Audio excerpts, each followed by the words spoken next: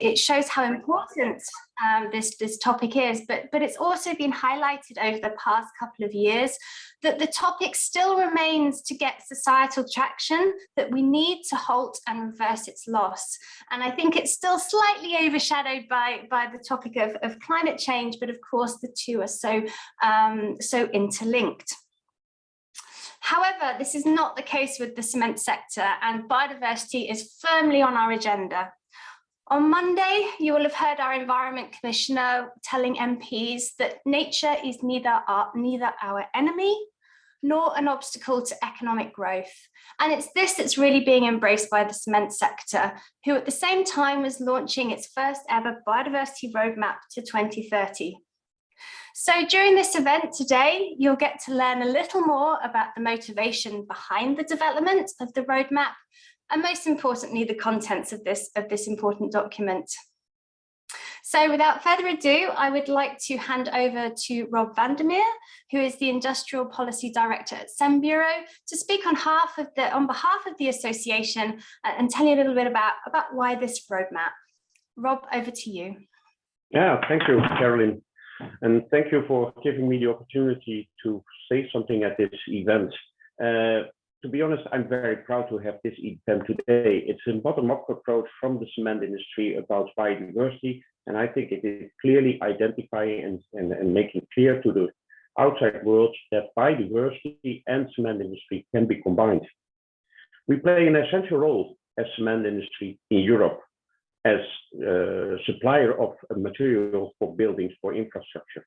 We have objectives on growth, we are innovative, all that's very important, but that is not a topic for today. I would like to focus today more on what is done in the plants and especially in the quarries that we have.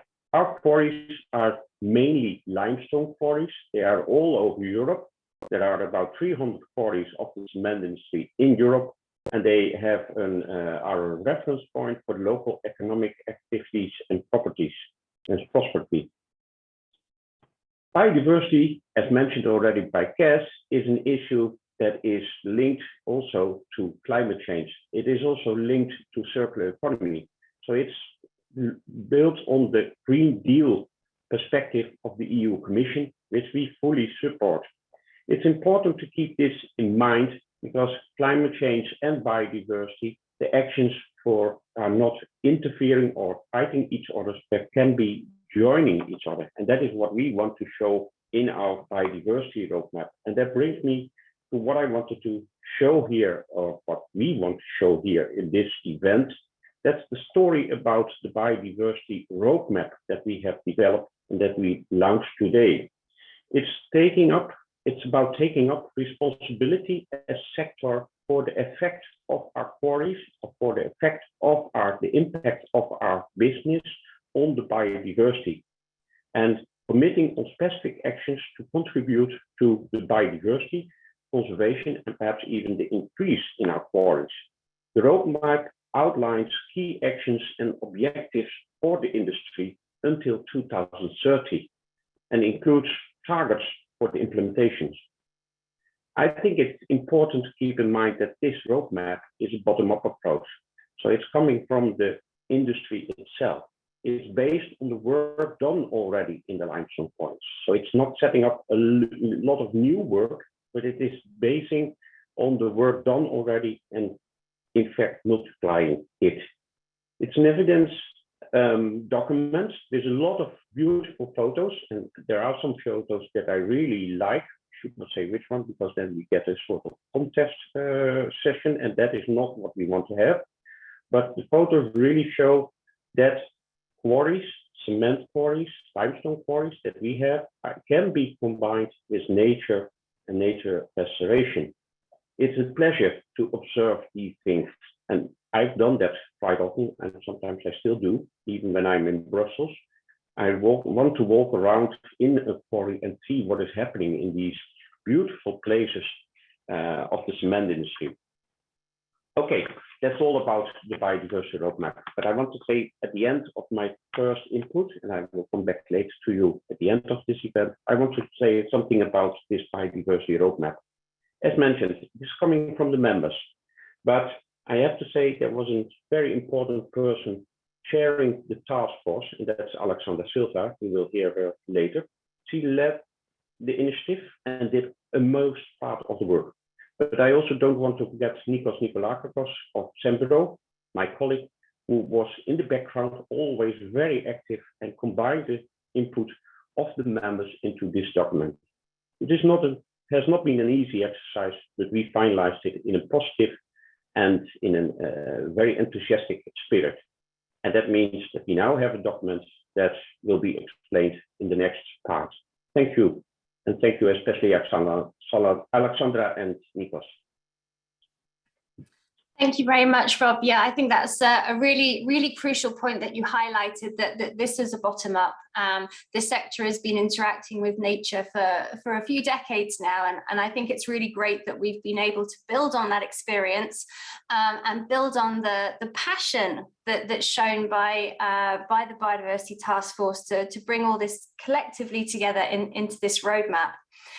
And now I'm sure the audience is itching to hear more about the contents of the roadmap. So I will pass you on to the expert hands of Alexandra, who's also already had a brilliant introduction, who in between her day job working at CECIL is also the chair of the CEMBUREAU Biodiversity Task Force and the instigator of this roadmap. Alexandra, over to you. Thank you, Caroline. Good morning to all. First of all, thanks, Rob, for this kind word. These kind words for me, and also for the tasker in name of the task force, because I think it was a very, very important teamwork. So I think we have to recognize all the task force, all the team that worked together on this. So it was very interesting during the last, I think, 2 years, maybe. So I just want to share with you some slides. I will share it just to give you an overview about the roadmap. So Cass, can you confirm if it's passing the slides, if the presentation is up? Yes, we can, thank you. Okay, thank you. So it's up to me to represent the CEMBUREAU Biodiversity Task Force. This task force was set up in 2009, so it has a few years. And just to give you an overview of the Biodiversity Roadmap that is being officially launched today. So the document is out. CEMBUREAU published the document on Monday, I think. So I think you had a little bit of time to see the document, but I hope you enjoy, because it was definitely an effort from the task force and a teamwork. So our ambition with this roadmap is to contribute to the halting biodiversity loss during the whole life cycle of the quarry, and especially to the rehabilitation project. Our actions and targets that we included in the roadmap aim to contribute to several initiatives and regulation, namely the strategy biodiversity in the European Commission that has targets until 2030, the Sustainable Goal 15, Life on Lands, of course, the Decade of Ecosystem Restoration, the European Union Habitats and Birds Directive that includes protection of several animals, plants and habitats, the initiative of pollinators, and of course, the regulation of alien invasive species. So I could say that this regulation and initiatives were the basis for defining our actions and targets included in this roadmap. So in publishing this roadmap, we are sharing our vision for biodiversity in the cement sector for the coming decades. This roadmap outlines actions and targets until 2030, and they are grouped in 4 focus areas. I will explain a little bit more ahead. And it's a great tool to help guide and influence companies to manage their biodiversity. And of course, very important, inspiring the collaboration between the cement sector and of course, other stakeholders.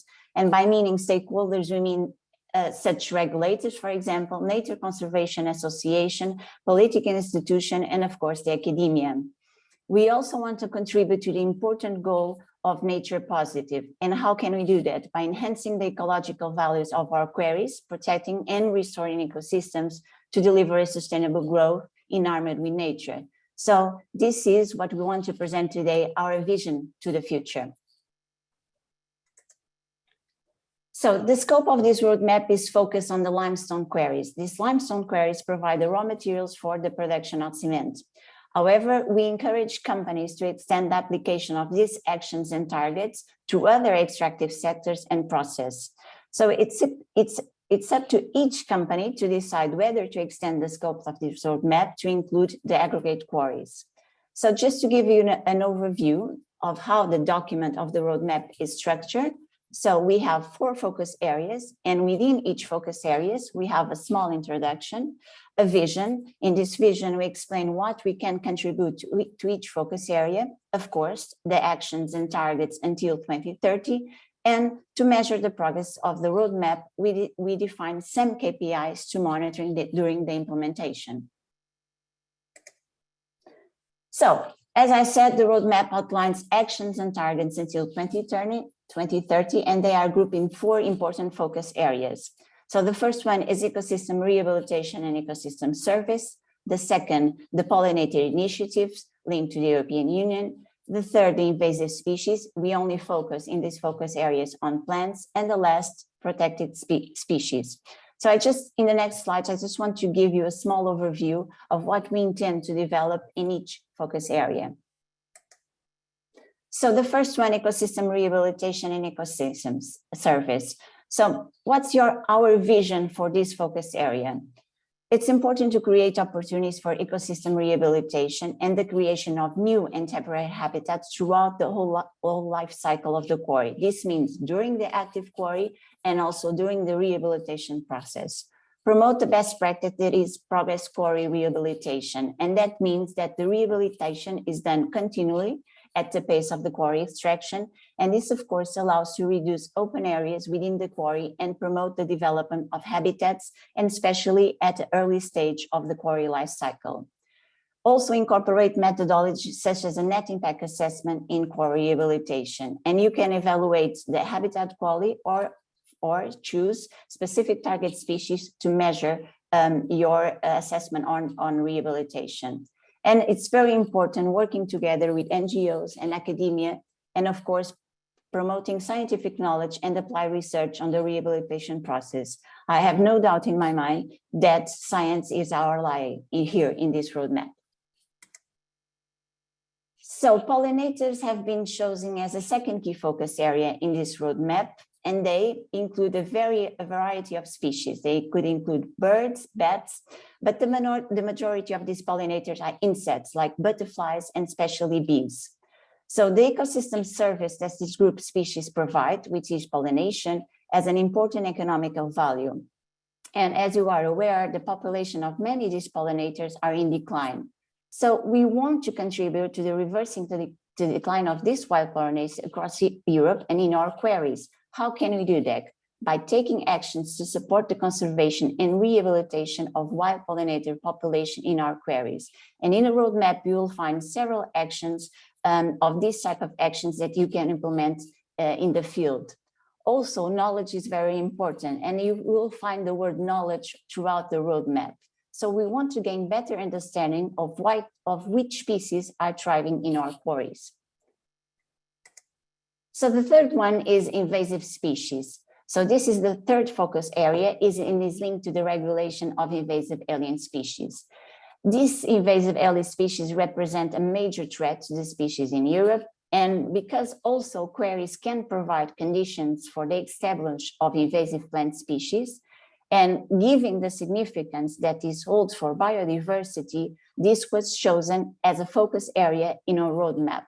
So within this focus area, we want to facilitate the sharing of experience within the sector. So it's important to learn from each other, provide the knowledge and tools to enable companies to manage and relevant invasive species at their quarries. And with this knowledge and with this tool, help companies to implement an invasive alien plant species management plan, for example, or a strategy across the relevant sites, where, of course, we have impact of this invasive alien species. So getting to the last focus area, this is the final one, and it's related to protected species. And this is linked, as I told you in the beginning, to the European Habitats and Bird Directives. So in CEMBUREAU website, you'll find several case studies that were already shared from members, highlighting good practice and very important insight practice related to protected species. Of course, this allows our sector to share conservation methods, which can be used for the benefit of protected species. And in this roadmap, we want to continue to promote this good practice and, of course, have a legal compliance with the habitats and bird directives. And how can we do this? By using our combined experience and link with several stakeholders, namely academia, in order to support the protection of priority species.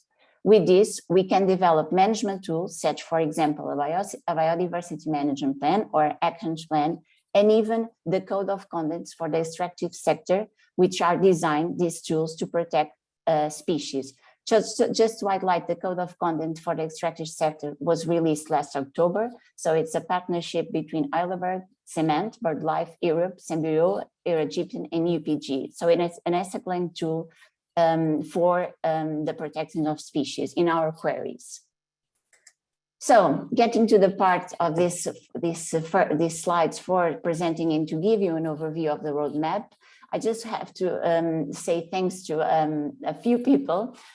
So first of all, thanks, of course, for the CEMBUREAU Biodiversity Task Force. As Rob said in the beginning, this was a joint force together to elaborate this roadmap. This was elaborated by the task force, people that work within the industry that know the challenge that we face of working with biodiversity and rehabilitation, and also knows the opportunity that can we do during our process of rehabilitation and even in the active quarry. So I have to say that working with nature is never easy. So just to highlight here that this work was done by the Biodiversity Task Force. And I know that it's not always easy to say some names, but I have to say it.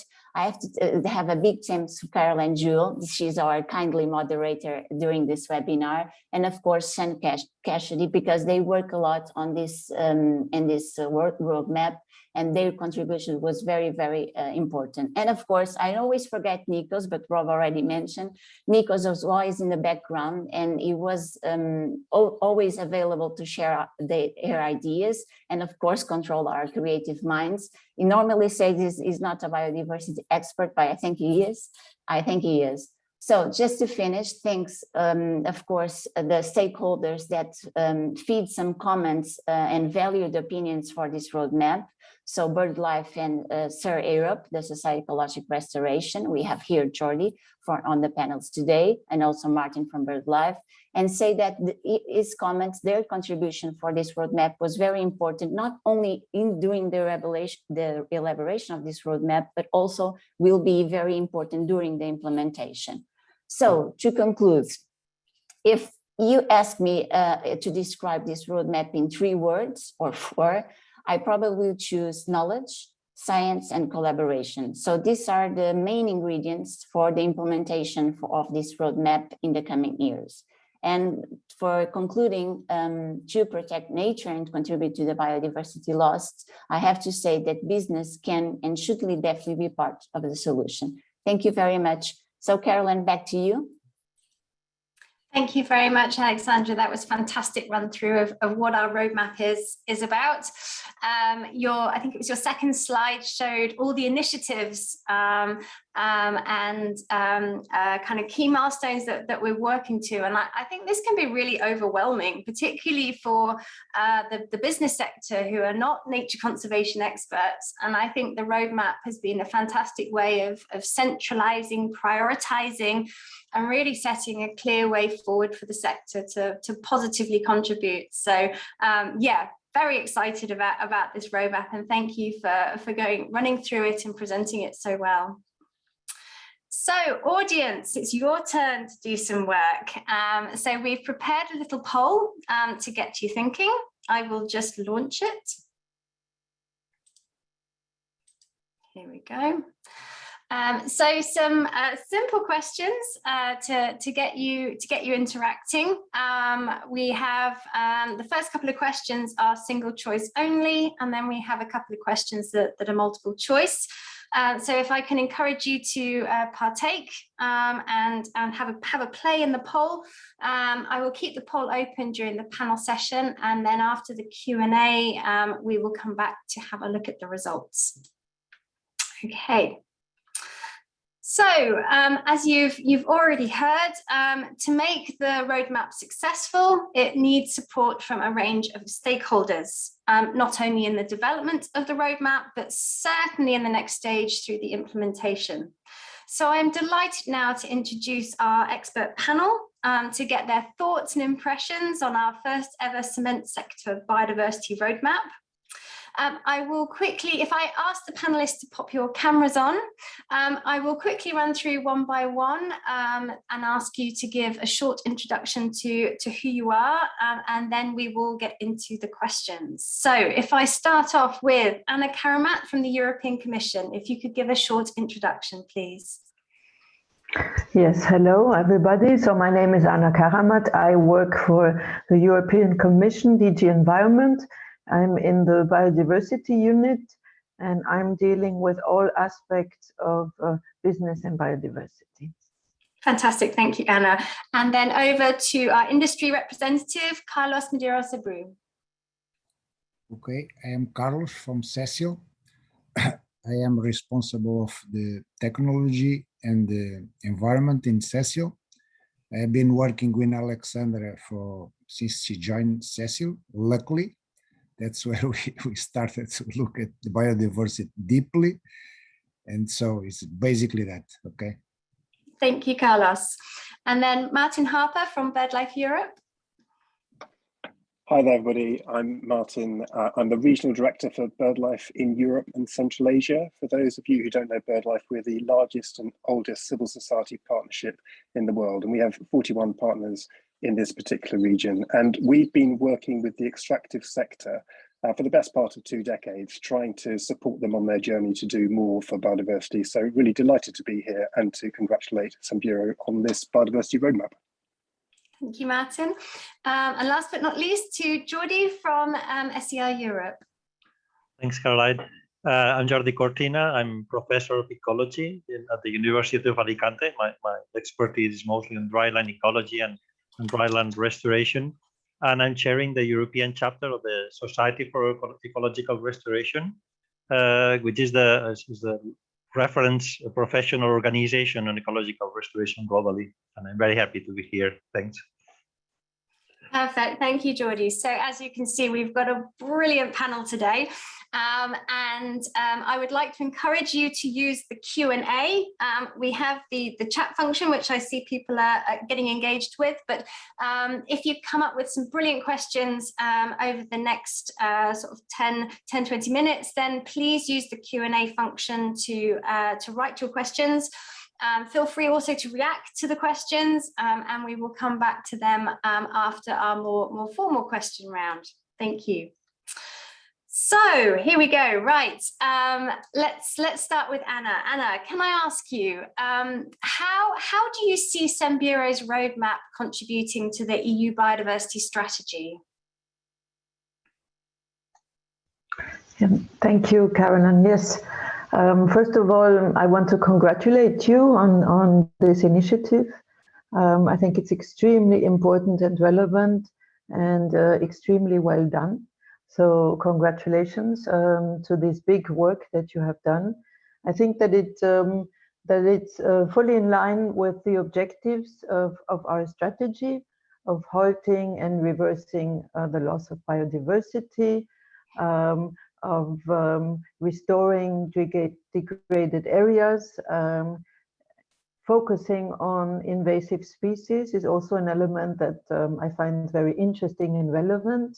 Another focus on pollinators, also very relevant and interesting.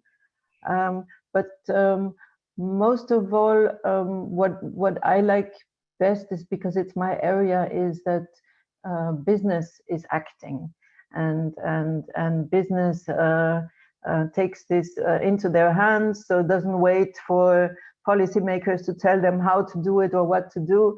So you have taken this into your hands, you have made your own strategy, you integrate biodiversity, and also, as I've seen, climate and other environmental objectives into your strategies. You integrate it into the planning process and the implementation of the project. And all that is very relevant and very important.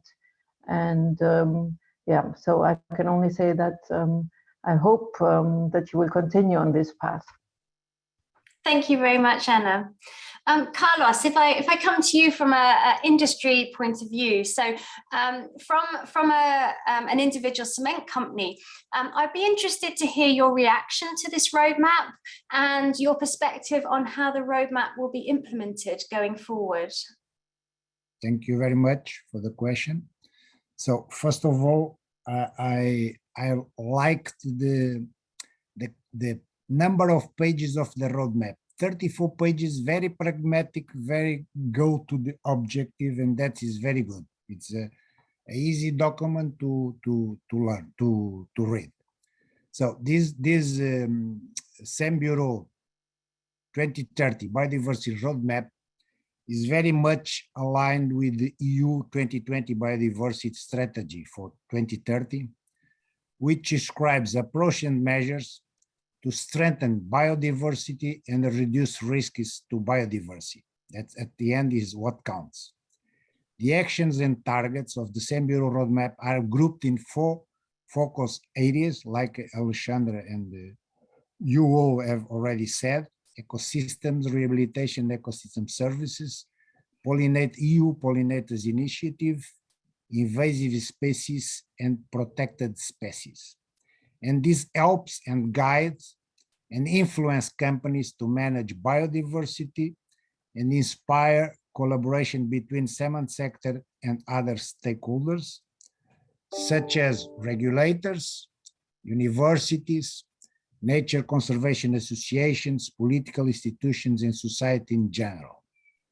This roadmap also defines KPIs, key performance indicators, that covers the 4 focus areas and allows us to measure Quarries' actual situation, helps set up company action plans or individual company roadmaps, and allows us to follow continuous quarry and surroundings biodiversity status.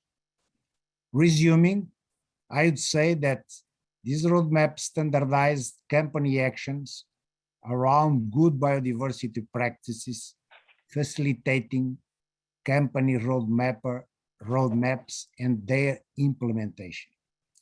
In CECIL, we will follow the CEMBUREAU roadmap, revising our biodiversity group strategy accordingly, adapting and strengthening our existing biodiversity, managing multi-year action plans of each individual cement and aggregate quarry of our group. And I emphasize again, is a very pragmatic document that will help us a lot. Thank you. Thank you, Carlos. I really liked the use of the word inspire there. I think that's a fantastic word to link with the roadmap. And just picking up on what you said about standardizing actions and this kind of places the whole sector, really, it raises the bar for the whole sector, really looks to harmonize our actions. And on that note, Martin, if I can turn to you, do you see CEMBUREAU's roadmap as being a tool to raise awareness within other sectors and other companies? And how do you think we could springboard this to really raise the game of the business sector? Yes, I think that's absolutely right. If only all sectors had an equivalent roadmap, whether we're in farming or forestry, or energy construction. This is absolutely what we need. Oh, we're having trouble hearing you, Martin. As you implied at the beginning, we're in a nature. Well, you need. Can you hear me now or not? Try again. I'm just hang on.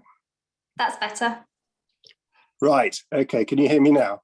Yes, perfect. Yeah. Okay. Great. Well, look, what I was trying to say was that absolutely,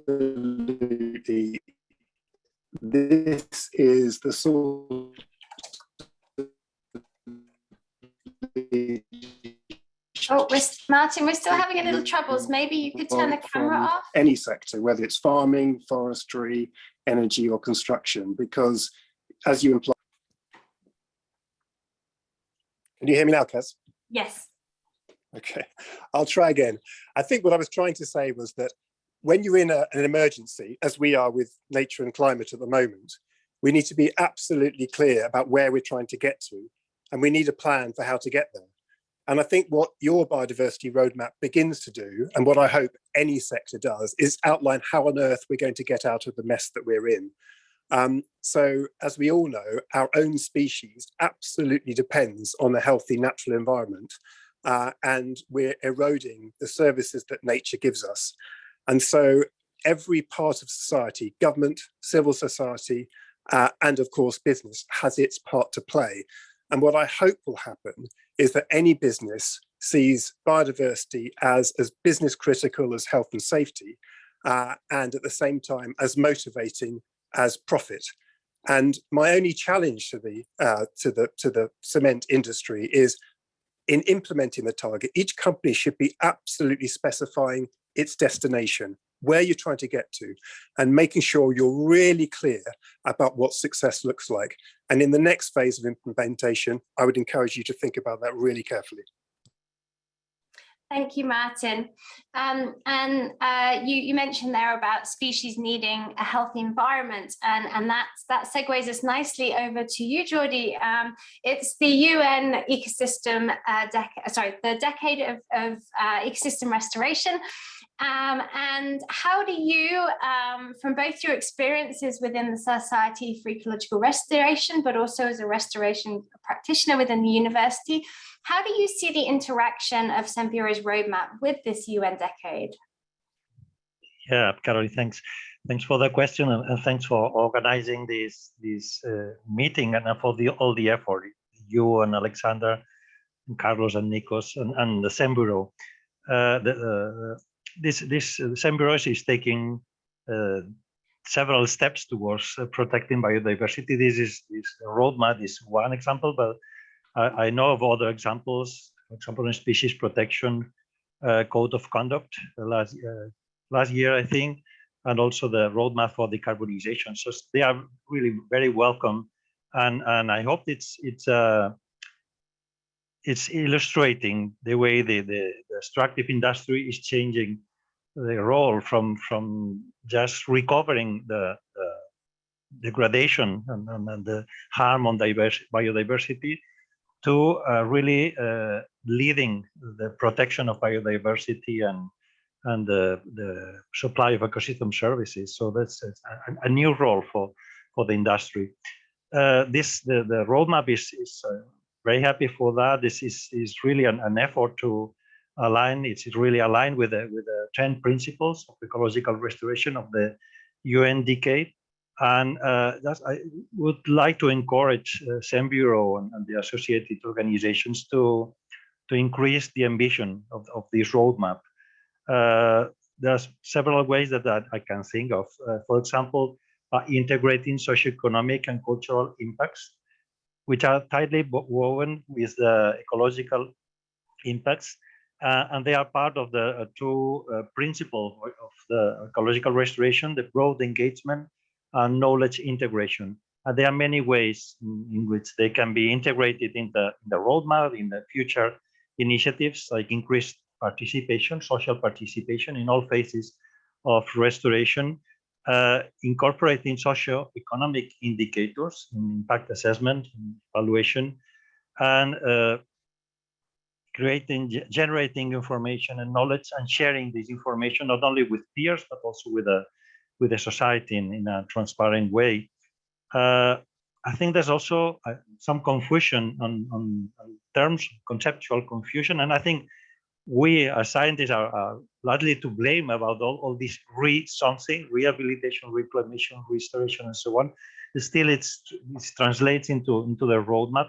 I think the second edition of the standards for ecological restoration that the CR developed and were published in 2019, they provide this framework of continuous restoration I think this could be very useful, and especially emphasizing the need to achieve the most ambitious targets in any case, in any quarry restoration. They call it the largest recovery possible.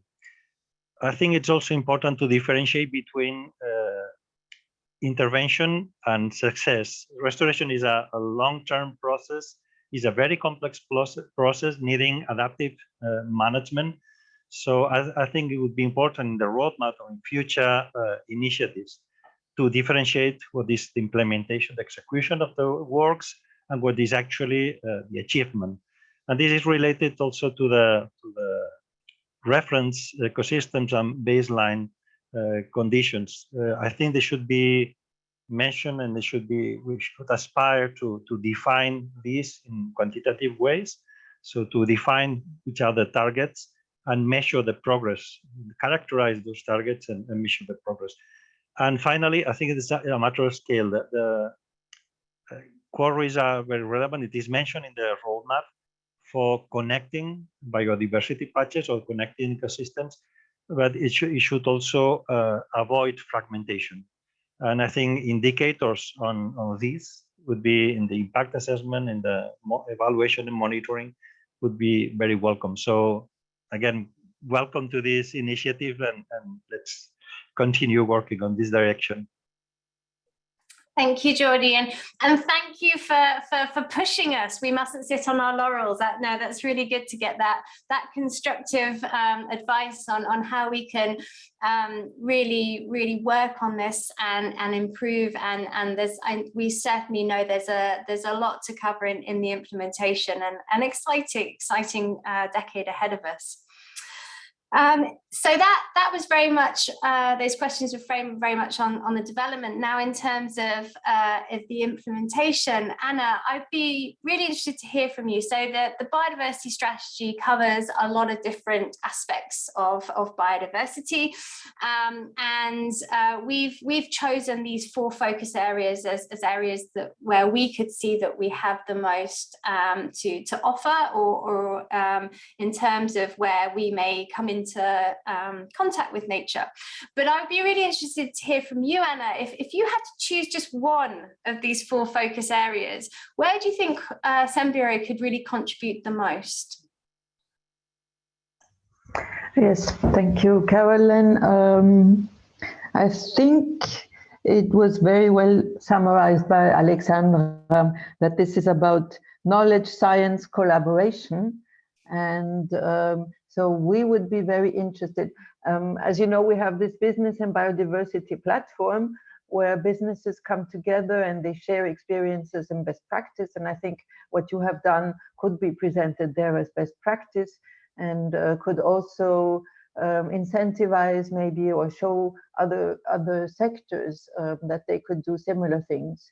So I would invite you to participate in the platform, and hopefully we can get other sectors on board also. I also think that if companies really implement this roadmap, they will be gathering a lot of data, and I think this data will be extremely valuable.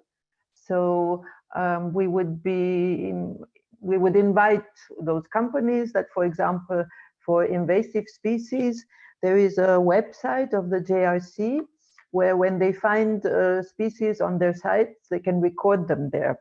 It's called the EASIN website.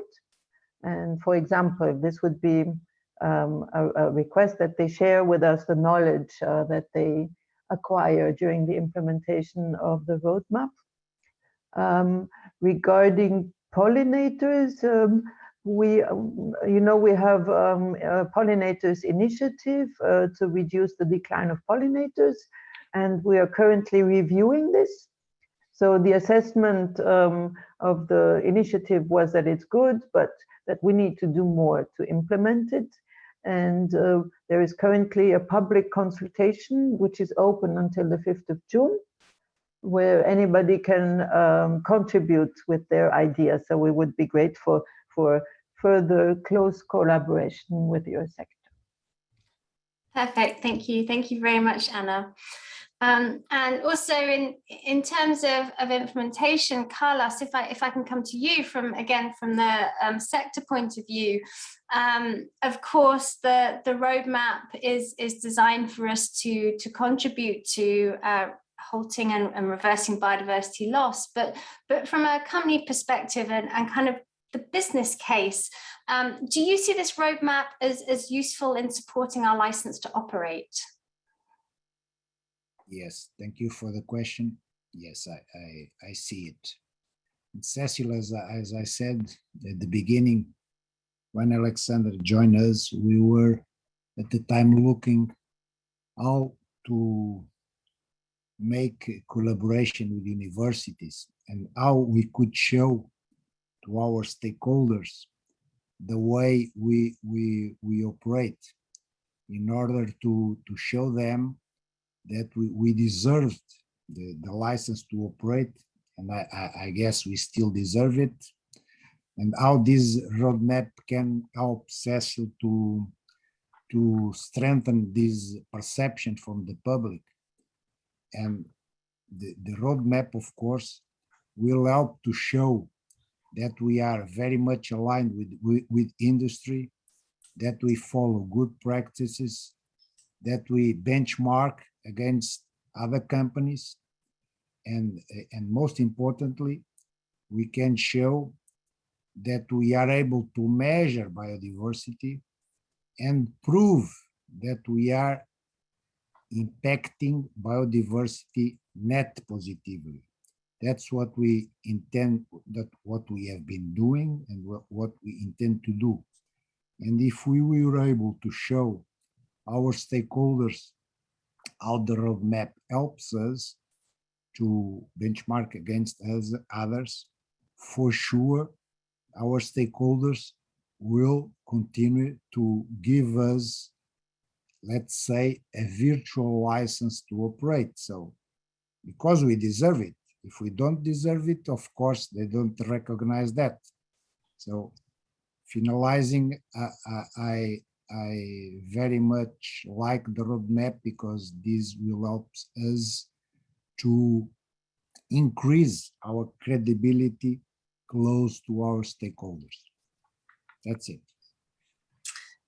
Thank you very much, Carlos. And I think they're really useful words for other companies to hear. I know the cement sector companies are at different places on their journey with biodiversity, and those that are really just starting out, that gives some fantastic words of wisdom as to why they should also interact with the roadmap, and that nature is not something to be feared, but can really support our operations, and so certainly support our license to operate. So thank you very much, Carlos.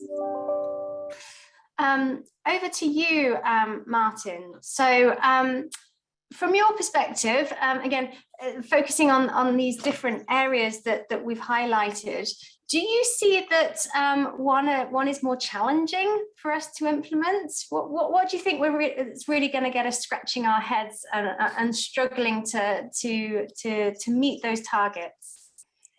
Well, before I start, can I just check you can actually hear me, Kaz? Yes, I can, yes. Great, okay. Yeah, look, I mean, I think that the first thing to say, of course, is that the cement industry's primary job is obviously extraction of materials to help make cement. And so there are some really technical things when one's dealing with essentially ecology. So I think that one of the challenges for each of the companies in CEMBUREAU will be to make sure there are people within your own organizations who have the technical knowledge to be able to support the Biodiversity Roadmap's ambition. And I think the second thing I would say is that this requires investment. So in the same way decarbonisation requires investment, every aspect of the plan will require each company to invest. And so the question is, what happens when the financial circumstances of a company becomes difficult? Is biodiversity going to be one of the things that go early? And I would argue that you need to be able to stick at it. the whole point about the roadmap is it's outlining a series of actions which will need to be taken place over time and require investment over time, which is absolutely why I think is important for every company, as I said earlier, to make sure they treat biodiversity as business critical as health and safety. I think if you can get the people in your organizations committed, motivated, excited by what you're achieving, then almost certainly your ability to reach the targets in the roadmap will be easier. So I think they're just a couple of the big challenges I think you'll face. Oh, I should say, but we're here to help. The whole point about BirdLife and other NGOs is we're here to help. We're ecologists, we know about nature, and we're happy to offer advice and, of course, occasionally constructive challenge, as Georgia did earlier. Thank you very much, Martin. Yeah, no, we very much appreciate the constructive challenge. That I think we need that as a sector to really, again, keep us on our toes. And thank you for the offer of support. We will certainly need that. That brings me back to thank both BirdLife again and SCR for the support in the development and your consultation on the development of this roadmap. This also perfectly brings me into my last question to Geordie around support. So the Society of Ecological Restoration Europe chapter is kind of probably the most amazing hub of experts when it comes to restoration. There may sometimes be a little bit of language difference between the science language and the business language, but we see SCI Europe as very crucial in supporting. And how do you see the role of SCI? How can you see SCI Europe really supporting with the implementation of this roadmap? Thanks, Caroline. Yeah, we are really concerned about these barriers. We want to bridge the practice and the theory of ecological restoration. This is in our DNA. So indeed, SER Europe has recently approved its 2021-2027 strategy, including the objective to join efforts in promoting ecological restoration by further strengthening SER Europe network and collaborations, including an action to involve restoration relevant private sector stakeholders and organize membership meetings and so on. So it's really one of our priorities. We have done, this is not new for SER Europe. We have done this with collaboration with the cement industry in the past. Just to mention a few, we participate in the jury of the Quarries Alive Awards, organized by Heidelberg Cement. We have provided advice for restoration projects. We have organized events focused on restoration, on quarry restoration. Just as an example, in the biannual SER Europe conferences. By the way, the next one is in early September. We will organize this in Alicante. And there will be sessions on quarry restoration. And indeed, there are some sponsoring partners already, like Heidelberg Cement and Lafarge Holcim in these events. So you are kindly invited to visit our webpage and join the conference. And also organizing courses together with SER Europe members and other organizations specific for junior and senior practitioners.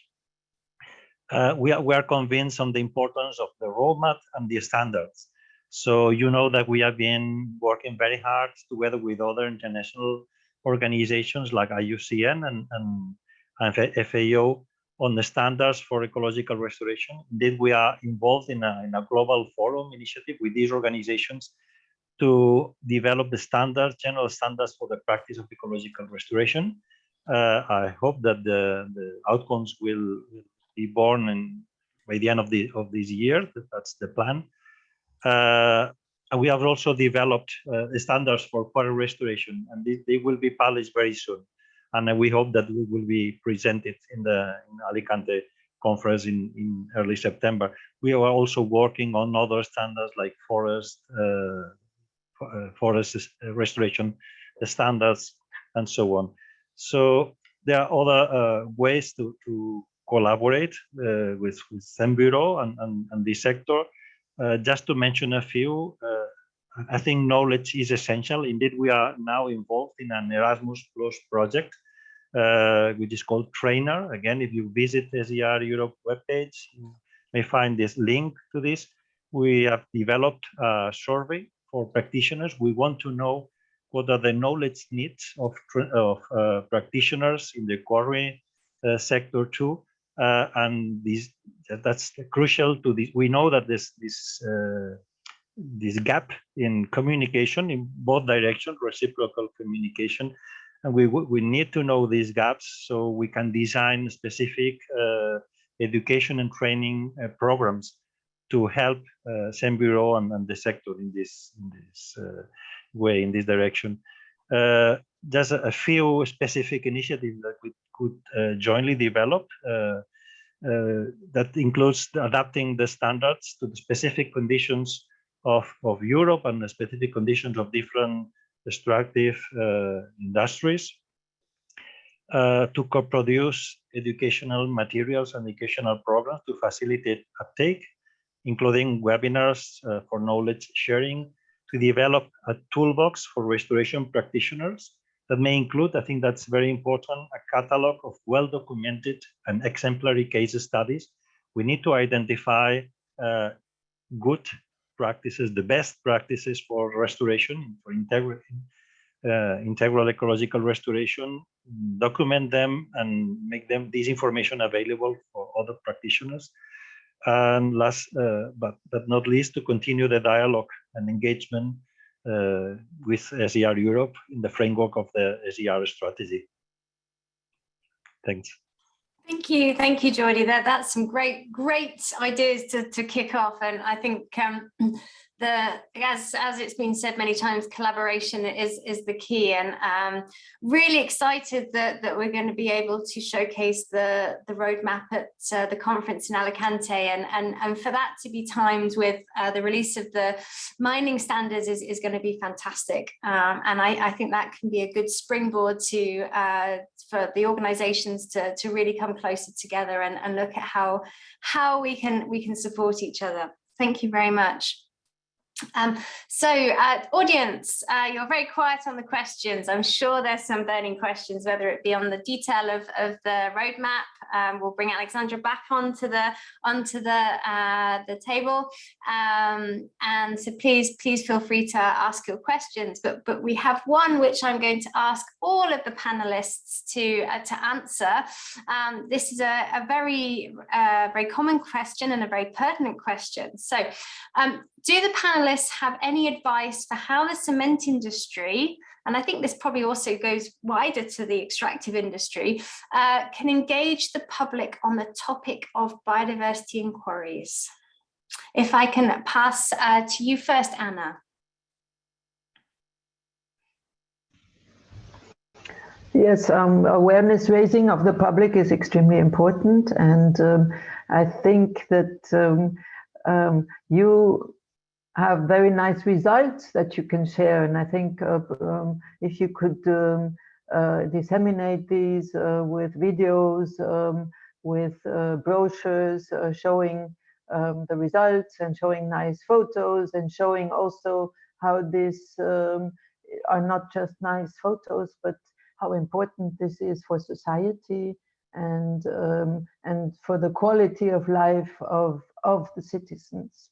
I think that should be a very nice way of including civil society.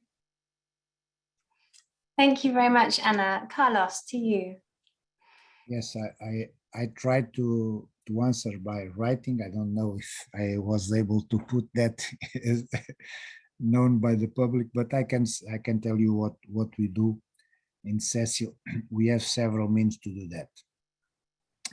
The first, or I think the most important, we have created in our plants, almost all, we only have not created where the countries does not allow us to create a shareholders committee in each plant that meets 4 times a year, which means 3 hours, 2-3 hours with the stakeholders like universities, neighbors, camping parks that are close to the plants, health and safety authorities. And we make with them, we show information, we discuss information, we get their views, and with this interaction, at the end of the day, what we do is we make science, okay? Because some of the people that belongs to our stakeholders committee, they are knowledge people, and we learn from them. And when we do that, we create, let's say, like a wave, because they speak openly with other stakeholders from them, and our credibility increases close to the stakeholders. At the same time, we, over the years, we make some brochures that we include in local newspapers. And that is also very useful, because what we do really is to spread information, but at the end of the day, we show what we are doing, and sometimes or many times the public are not aware of that. So that's also a way to do that. Another way that I think everybody do is open the plant doors once a year or twice a year, or depends on where we are. And of course, public comes, and again, we create awareness in the public. And sometimes we measure through newspapers, we measure the sentences about us to see if our image close to our stakeholders are progressing in a net positively way that we want.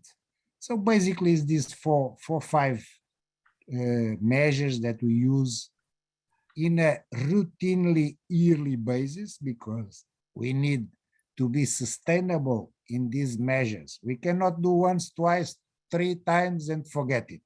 We have to do that every time to deserve the virtual license to operate. That's it. Thank you very much, Carlos. And to you, Martin, you know, the BirdLife members are very engaged with the communities. How do you see that we can engage the public more on this topic? I think what we're trying to do, all parts of society, is show and inspire. So, you know, you have some amazing places which you are extracting, you know, material, limestone, stone, in order to make cement. You tell that story, and then you tell the story about what happens afterwards. And of course, if you've got a working quarry, which is also partly being restored back to nature, and if you can offer it as a nature reserve, then people are going to come and visit it, and they're going to be inspired by the wildlife that returns. Show and inspire. There's a wonderful Heidelberg cement site that I know really well, which is still being worked as a quarry, and it's still being restored as an incredible wetland. What I hope is that everyone who comes to the business part of the site hear about the biodiversity side. And I think equally, everyone who comes to look at nature, they'd be very helpful if they understand the origins, the backstory, because essentially the whole story that you're trying to tell is that we can try and make a profit, provide things for nature, things that people need, while at the same time providing what nature needs. And telling that integrated story hopefully will give people the inspiration and optimism that we can actually make the world a better place. So show and inspire would be my advice. Thank you very much. And to you, Jordi.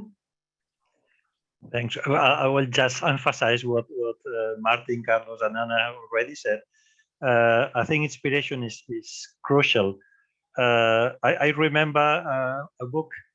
I think the title maybe is not exactly that, but it was published by Eden Project in Cornwall in South England, and it was like 101 things to do with a hole in the ground.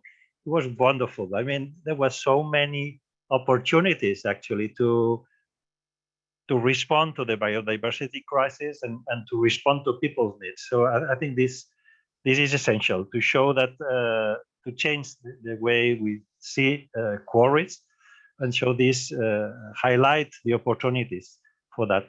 The other dimension would be the evidences, scientific evidence. I think it's crucial. It's not only about beautiful pictures. I think it's about quantifiable. It's about collaboration. Alexander mentioned this before, collaboration between science and practice, and using objective and transparent indicators of progress and showing them.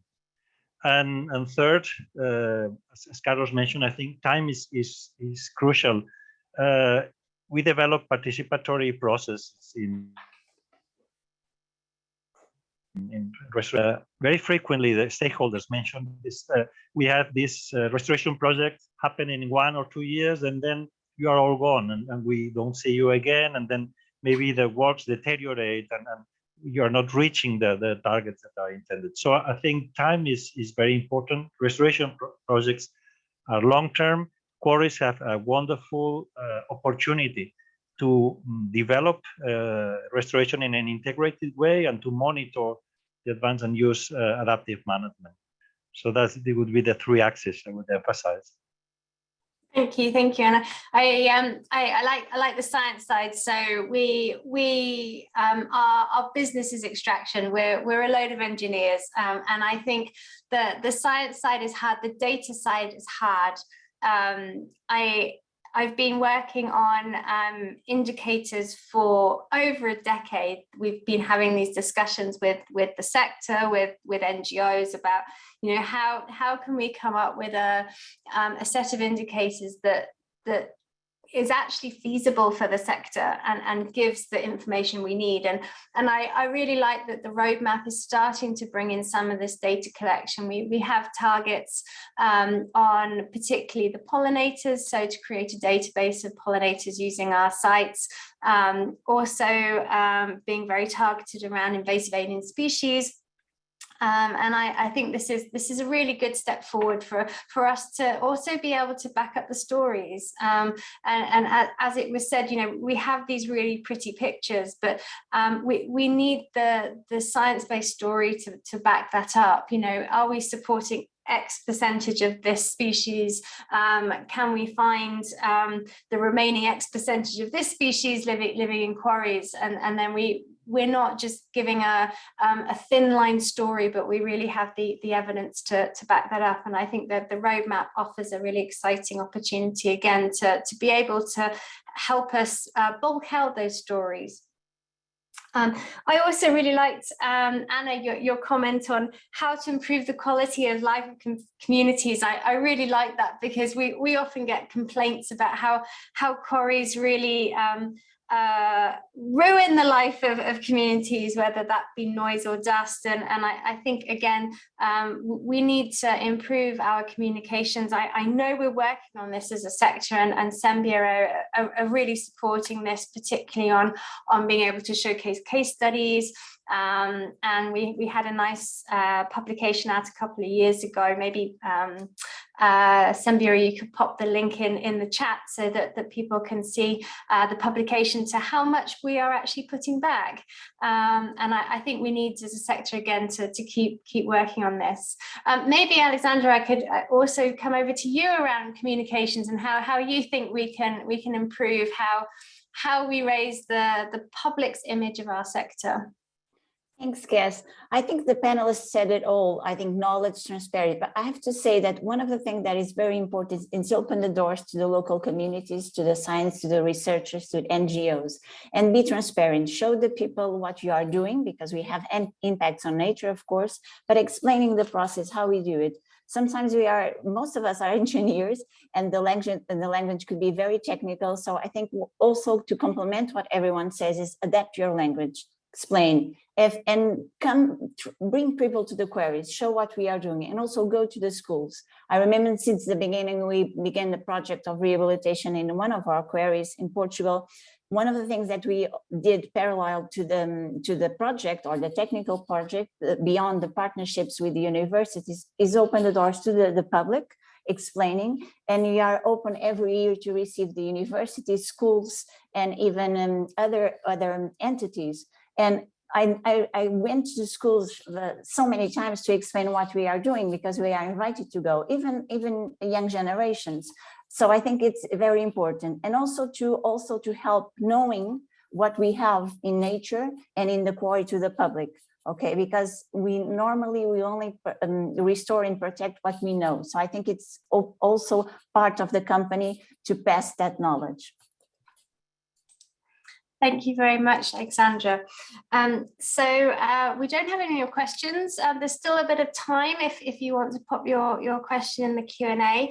I have a question that has been sparked by Geordie's comment about bringing the socioeconomic side into the roadmap. And I think maybe the Biodiversity Task Force are not going to like me for asking this question, but I will be brave and ask it anyway. So to all panelists, and Alexandra, you can also come in on this. Do you think we've missed anything in our roadmap? So we'll start again with Anna.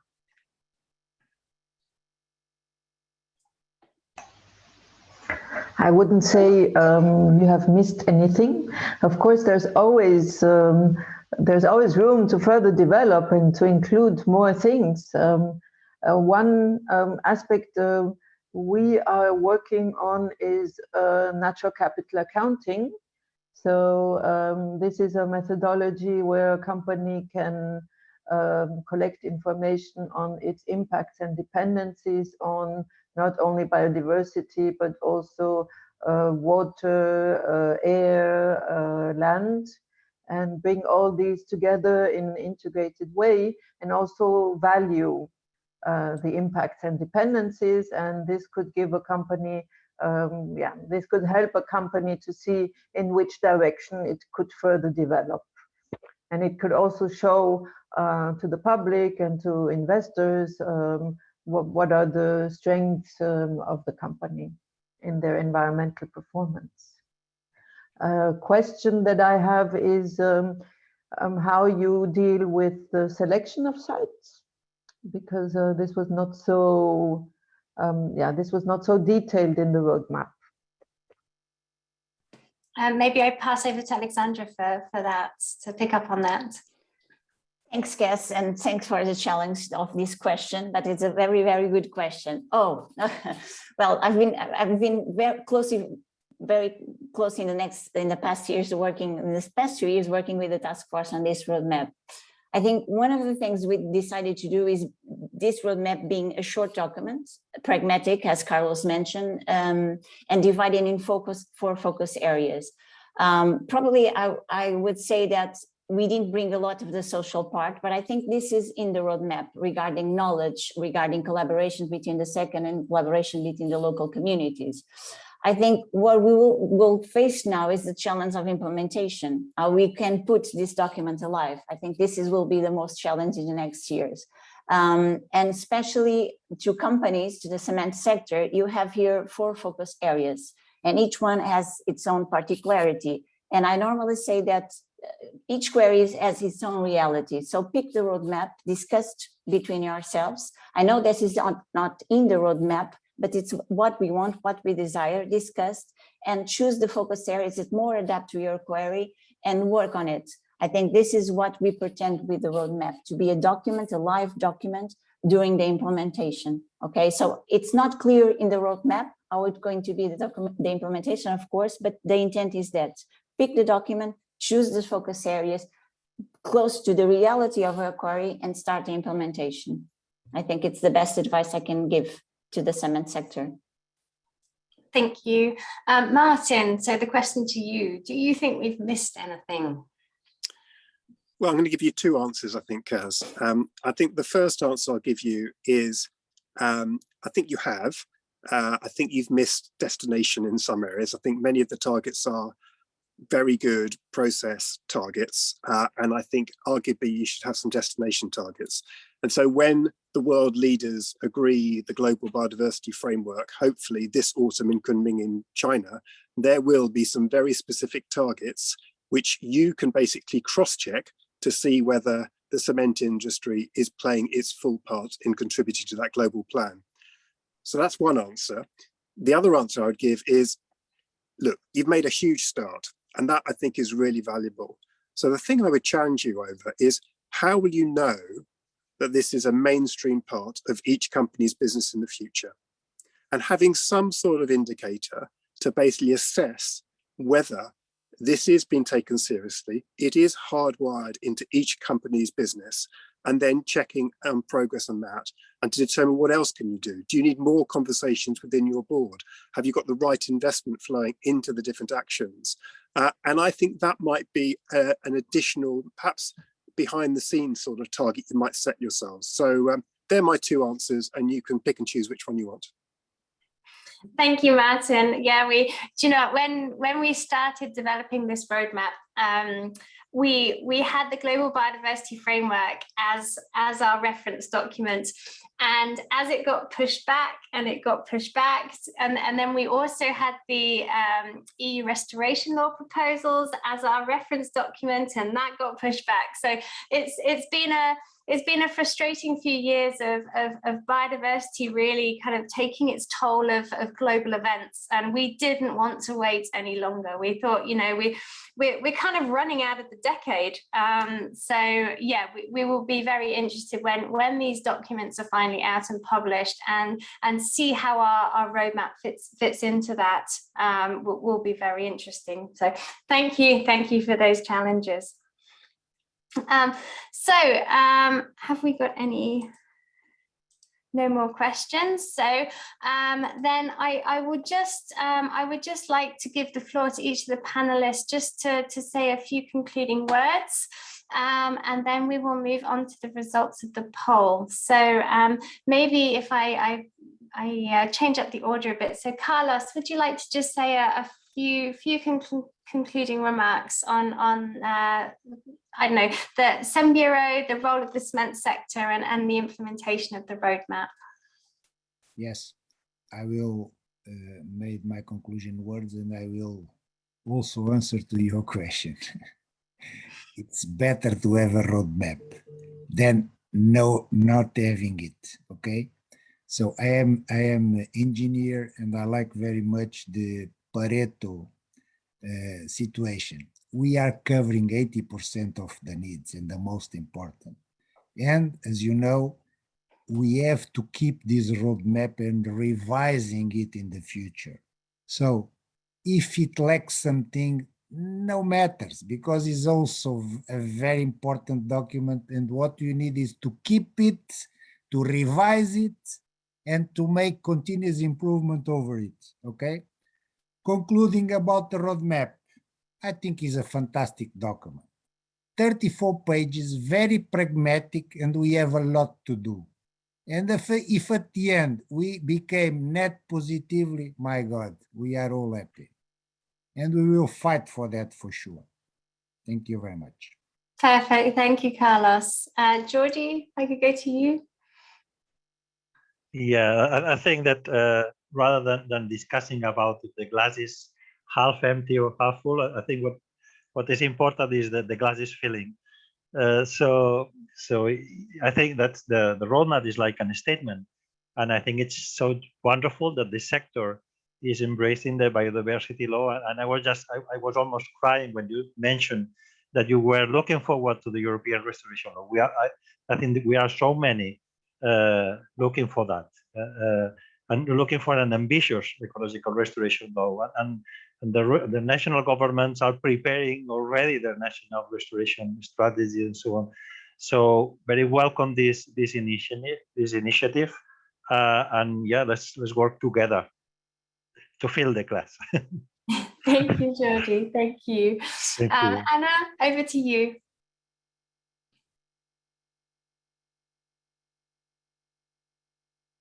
You're still on mute, Anna. Now, can you hear me? Perfect. Okay. Perfect. Yes. No. Again, I want to congratulate you on this really, really good and hard work that you have done, and that you have started this journey towards nature positive. And I look forward to further collaborating with you. I look forward to seeing what the results are of your companies. I hope that you will keep us informed of your findings and your experiences, and that we can profit from your information to further develop our strategies as well. Thank you very much, Anna. And lastly to Martin. Well, just to repeat the congratulations from us at BirdLife to all of you.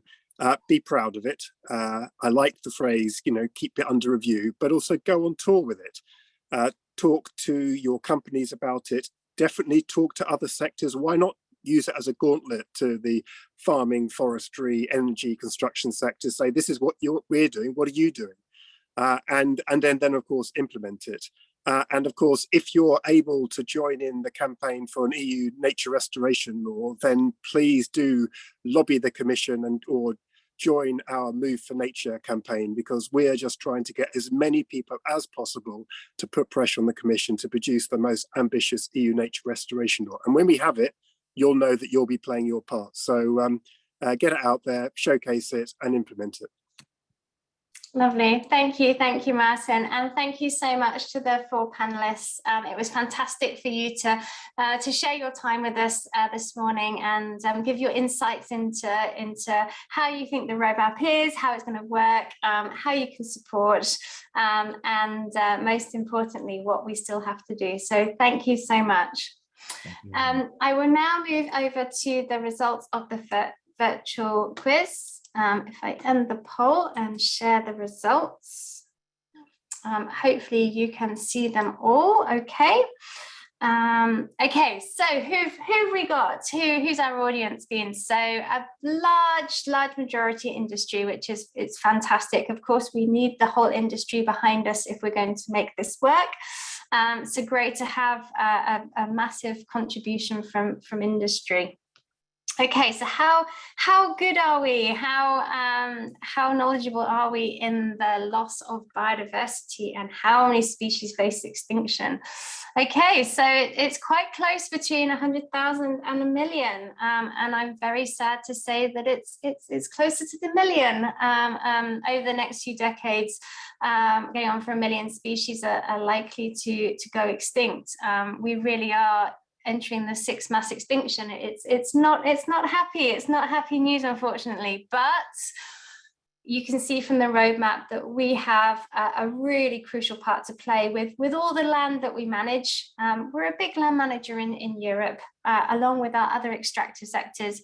And we really do hold some of the solution to turn around this decline and hopefully get, well, not hopefully get near the 100,000, because none would be preferable, but certainly we can bring this figure down.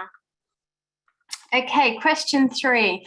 What is the main impact of limestone extraction quarries? And I did actually think when I was looking at the results of this, maybe we should have said if it was a negative or a positive impact. But by quite a big majority, we have impact on ecosystems and species. So it's great to see that the industry are understanding that we do have an impact, and this can be negative, but it can be positive. And I think this is also what's so great about the net impact assessment that's quoted within the roadmap. We really need to understand what this impact is, really looking for a net positive impact. And then the last question was, what are the main contributions of ecological restoration, rehabilitation? Again, we have these terms and the different definitions of them, of limestone quarries. And there's this is good. So there's a quite an even spread. Slightly ahead is the ecological restoration of degraded areas. And again, I think our sector has a really good, we sit in a really good place in terms of this restoration law proposals, and we are really keen to get these proposals out in 21 days, hopefully 22nd of June. We will get those proposals out. I think it's crucial that we need that, and we certainly at Heidelberg Cement we are lobbying hard for no delay, and we already did a joint statement on this back in October. So I think the industry as the major audience here today shows that we really do have a big part to play in this. Also, protection of threatened and rare species and conservation of pioneer habitats. Often the quarries are seen as the after use and what we can restore after, but we mustn't forget that during the active life of a quarry, and a limestone quarry can have a very long life. It can be decades, of which not all of it is worked. And so the ability for habitats to just naturally colonize and support some really protected and rare species is something that we really must not forget. Great, so thank you very much for partaking in the poll. That was a great percentage of you that participated. It's really interesting to get those perspectives. And now I would like to hand over back to Rob to give some closing remarks. So Rob, the floor is yours. Yeah, thank you, Carolyn, and thank you, panel. I will come back to you in a minute, but I would like to make some closing remarks. At least I was asked to do that. The first one is this session is part of the EU Green Week portfolio of seminars, webinars, and all that. And I think it's important to show that we as cement industry are part of Europe and also part of the EU Green Week. And Anna, you really highlighted that the EU strategy and that what we are doing are combined. That is, we are in line with the EU strategy, that the EU delivers the instruments, the legislation, the best practices for working on the issues that are covered in this biodiversity roadmap. And I think that is an important message, that this development of the biodiversity roadmap, but also the importance of biodiversity in our business is supported and is essential for the EU. And I think that is important. On the other hand, I heard also in this discussion that our ambition is perhaps not yet at the top level that we should have. We should think about more, okay? I think that we have to, but not now. We have done already with this roadmap quite a lot of work. We have to see how to implement it in all plants and in all companies. That will be huge work. Some are ahead, some are a little bit below, but that has to be done. Nice is, and I think that is recognized by the panelists, all panelists, is that this roadmap, this biodiversity roadmap is an example for our own industry, for the cement industry, but also for other sectors. And I think that is an important message. So if we can do it, other sectors can do it too. It brings me to the point that was highlighted several times, that there is an emergency on biodiversity. There is an emergency also on climate change. There is an emergency on energy. All this can be combined. It's not separate. They are essential elements of the forward-looking strategy of the EU and should be forward-looking strategies of the companies. It can't be only working on climate change. We also have to work on the Green Deal, on circular economy, on the energy. Certainly after the invasion of the Ukraine, the energy topic will become more important. But also the biodiversity is extremely important. And Martin mentioned that we should have biodiversity to be seen as critical as health and safety. That is a real challenge in our business. But I think that is for everyone a challenge to have that approach in the businesses in Europe.